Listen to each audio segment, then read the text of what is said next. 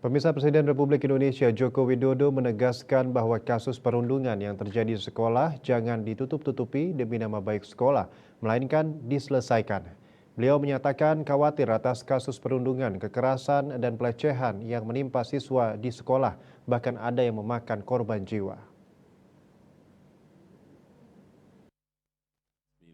Presiden Jokowi dalam sambutannya saat membuka Kongres ke-23 PGRI tahun 2024 seperti disaksikan dalam akun YouTube Sekretariat Presiden Sabtu 2 Maret 2024 menyatakan khawatir atas kasus perundungan, kekerasan, dan pelecehan yang menimpa siswa di sekolah, bahkan ada yang memakan korban jiwa. Menurut Kepala Negara, kasus perundungan tidak boleh terjadi lagi dan dibiarkan berlarut. Sekolah harus menjadi tempat yang aman bagi siswa untuk belajar, bertanya, berkreasi, bermain, dan bersosialisasi. Presiden menaruh harapan besar kepada para guru untuk menjadi ujung tombak dalam menciptakan lingkungan sekolah yang aman dan nyaman bagi siswa. Ia meminta para guru mengutamakan tindakan pencegahan agar kasus perundungan tidak terjadi.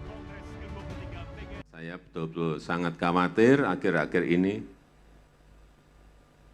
terjadinya kasus bullying, terjadinya kasus perundungan, kasus kekerasan, kasus pelecehan, yang bahkan ada yang memakan korban jiwa.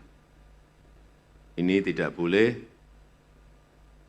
jadi lagi, biarkan berlarut, dan sekolah harus menjadi safe house, harus menjadi rumah yang aman bagi siswa-siswa kita untuk belajar, untuk bertanya, untuk berkreasi, untuk bermain, untuk bersosialisasi.